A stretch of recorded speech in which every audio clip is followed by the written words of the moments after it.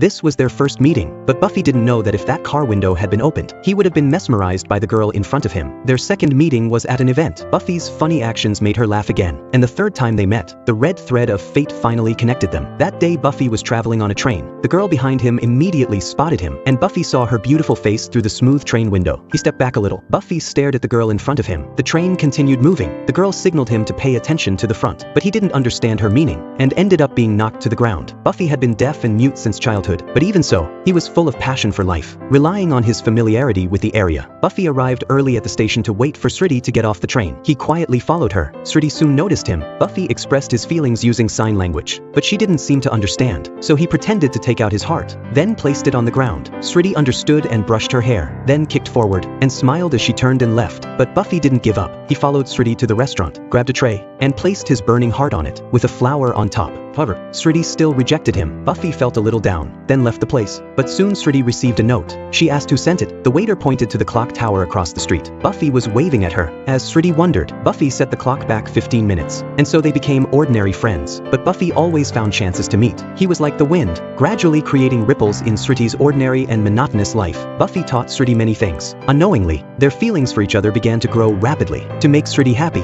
Buffy didn't care about the looks of the people around them, and openly danced a weird dance at the ball, then politely invited Sriti. Facing such an interesting man, Sriti certainly wouldn't refuse. However, all of this was noticed by Sriti's mother. Over the next period of time, they met more and more often. One day, he made a ring from grass, and placed it on Sriti's ring finger. She looked happily at Buffy, and gave him her first kiss. When Buffy was taking Sriti home, he was caught by Sriti's mother. The next day, she took Sriti to the lumberyard, and told her that the man ahead had once been her lover. But in the end, she chose to give up, because he couldn't offer her a better life. It turned out that her mother had already chosen a partner for Sriti. He was rich and powerful, and they were more suited to be together. On the other side, a joyful Buffy was imagining a bright future. He was riding his bike, preparing to propose to Sriti. But when he entered the room and was about to express his feelings, he saw a man affectionately pinching Sriti's cheek. Buffy stood there.